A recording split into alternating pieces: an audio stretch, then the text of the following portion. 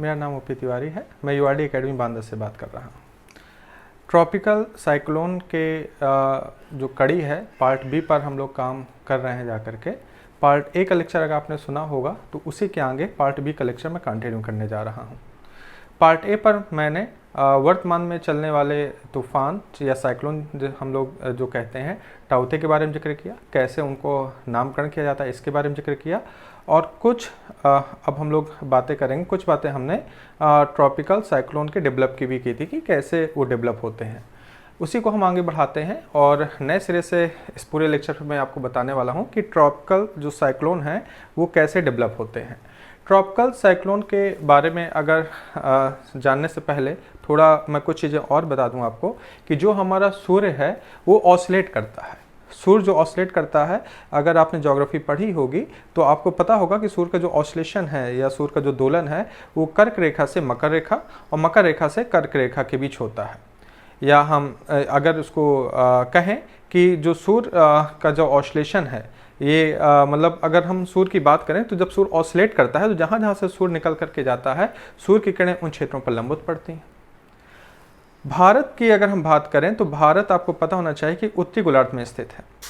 जब 21 मार्च को सूर्य विषुवत रेखा पर लंबवत चमकता है, उसके बाद 21 जून को सूर्य कर्क रेखा पर लंबवत चमकता है, तो विषुवत रेखा से जब कर्क रेखा की ओर सूर्य दोलन करता है तो उसके साथ साथ एक रेखा है ITCZ रेखा हम उसको कहते हैं, इंटर ट्रॉपिकल कन्वर्जन जोन रेखा कहते हैं, वो भी उसके साथ दोलन करती है जो अत्यधिक ताप को डिनोट करती है। और क्योंकि जहाँ पर ताप अधिक होता है तो वहाँ पर प्रेशर कम होता है तो लो प्रेशर को डिनोट करती है जाकर ये रेखा। ITCZ रेखा हाई टेम्परेचर और लो प्रेशर को डिनोट करने वाली एक लाइन है जाकर, जो सूर्य के साथ वो भी दोलन करती है। जब सूर्य ऑसिलेट करता है, मतलब विषुवत रेखा से कर्क रेखा की ओर आता है, तो ITCZ रेखा भी उसी तरह कर्क रेखा की ओर आती है और लगभग मई और जून के महीने में कर्क रेखा के आसपास ये ITCZ रेखा स्थापित हो जाती है और टेम्परेचर जो भारत का जो उत्तर भारत के आसपास का टेम्परेचर वो बहुत अधिक हो जाता है। तो अब यहाँ पर प्रश्न उठता है कि चक्रवात क्यों डेवलप होते हैं। चक्रवात जो उष्णकटिबंधीय चक्रवात हैं, जो ट्रॉपिकल साइक्लोन है, वो डेवलप क्यों होते हैं, उनकी आदर्श दशाएं क्या हैं डेवलप होने की, इस पर हम बात करने वाले हैं। तो यहाँ पर आपको पता होना चाहिए कि आदर्श दशा ये होती है कि अगर जो उष्णकटिबंधीय समुद्र हैं, जो सागर हैं हमारे, अगर इनका तापमान 26.5 या लगभग 27 डिग्री सेंटीग्रेड से अधिक हो जाए तो चक्रवात के उत्पन्न होने की आदर्श दशाएं मिलने लगती हैं। तो ये देखा गया कि जो वर्तमान में हमारा जो चक्रवात चल रहा है अरब सागर में जो उत्पन्न हुआ, अरब सागर में जो चक्रवात डेवलप हुआ है जाकर के, अरब सागर का तापमान 31 से 32 डिग्री सेंटीग्रेड है। मई के महीने में आप देखें इस तापमान को 31 से 32 डिग्री सेंटीग्रेड का होना, ये इस बात को भी सूचित करता है कि वैश्विक तापमान लगातार बढ़ता जा रहा है। ये घटना इसलिए हो रही, अरब सागर में बहुत ज़्यादा चक्रवात डेवलप नहीं होते थे। अधिकतर चक्रवात हमारे यहाँ तो बंगाल की खाड़ी से आते थे या फिर प्रशांत महासागर से आते थे। तो यहाँ पर कहीं ना कहीं वैश्विक तापमान बढ़ने की वजह से लगातार अरब सागर से भी चक्रवात डेवलप होने की, चक्रवात के विकास होने की घटनाएं लगातार बढ़ती चली जा रही हैं। ये भी कह सकते हैं कि पर्यावरण का दुष्प्रभाव हमें दिखाई दे रहा है। जो चक्रवात है ये पर्यावरण के दुष्प्रभाव का ही एक परिणाम है जाकर के। तो चलिए समझते हैं, आगे को चीज़ें धीरे धीरे बढ़ाते हैं जाकर के हम कि आखिर जो हमारा उष्णकटिबंधीय चक्रवात है, जो ट्रॉपिकल साइक्लोन है, डेवलप कैसे होते हैं।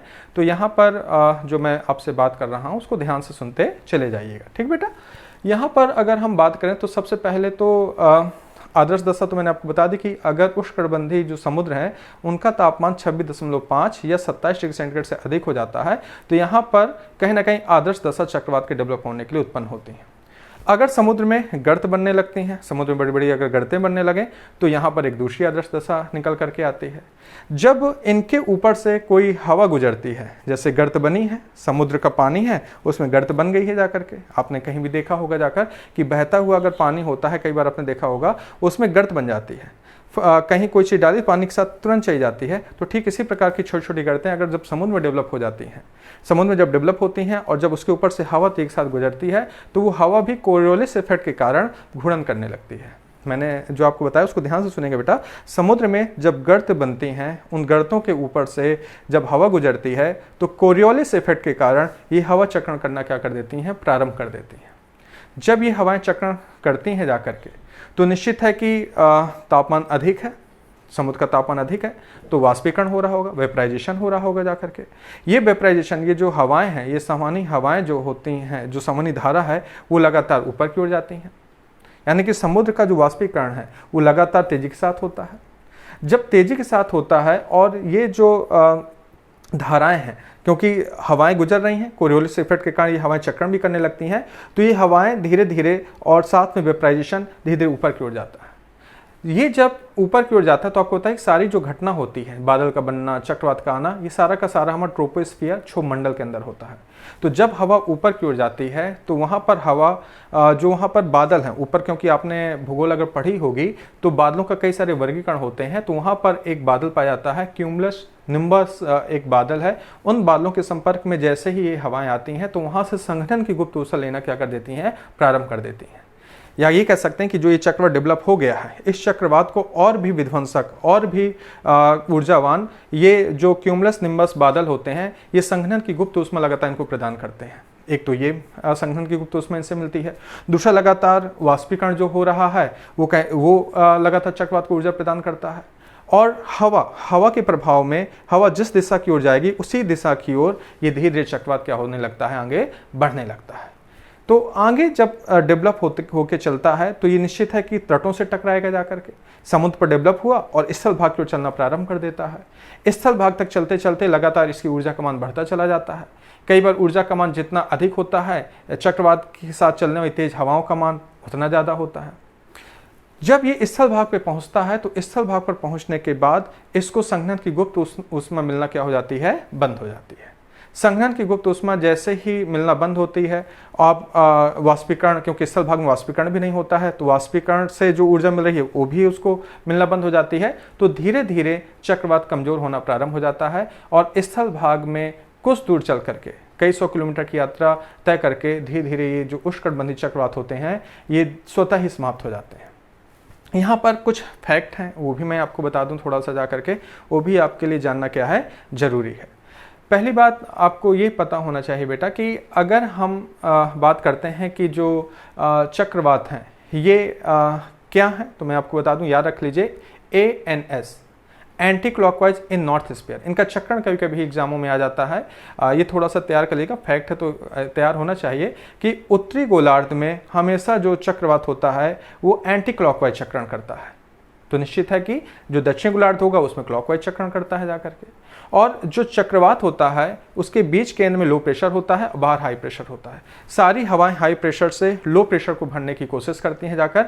जब तक लो प्रेशर क्रिएट रहता है तब तक चक्रवात बना रहता है। जैसे ही बाहर का हाई प्रेशर और अंदर का लो प्रेशर एक रूप धारण कर लेता है, वैसे ही चक्रवात समाप्त हो जाता है। बगल के जो डायग्राम चल रहा है उसमें आप एक आई देखेंगे। ये आई एक ऐसा इलाका होता है जिसको चक्षु कहते हैं, चक्रवात की एक चक्षु होती है, एक शांत इलाका होता है।